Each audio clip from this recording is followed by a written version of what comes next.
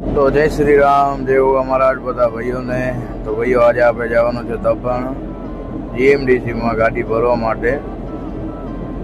એટલે આપણે નીકળી ગયા સવાર પોરમાં દબાણવાળા કાચા રસ્તા ઉપર ડગર મગર ગાડી કરતા આપણે પહોંચી ગયા હતા જીએમડીસી.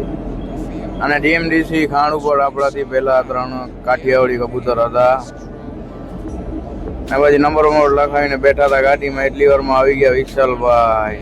અને સાંભળો વિશાલભાઈ અને બા ના ઈ કેસિંગ ટાયર હે અને ઈ અમે રિમોલ કરાઈનું હે જોતી બારી બેઠા આલે ની દેશા પર બેઠે તબ થીતો ના બોટો કર દઈ હે ને પેજ વાટો માનું કાપ એવરેજ ટૂટી બીએ પોણે જો માનું કાપતો નાકે ઠીકડા સાંતળી દે ના જા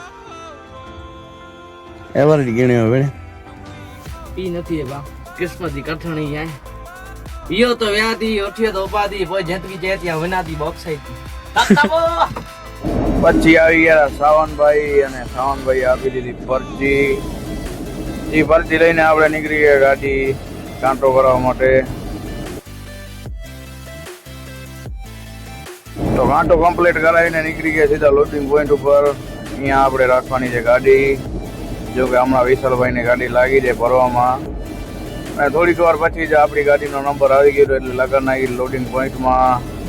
અને મશીનવાળા ભાઈ લાગી ગયા ગાડી આપણી ભરવામાં. પછી તો કમ્પ્લીટ ગાડી ભરાઈને આપણે નીકળી ગયા ફાઇનલ કાંટો કરવા માટે.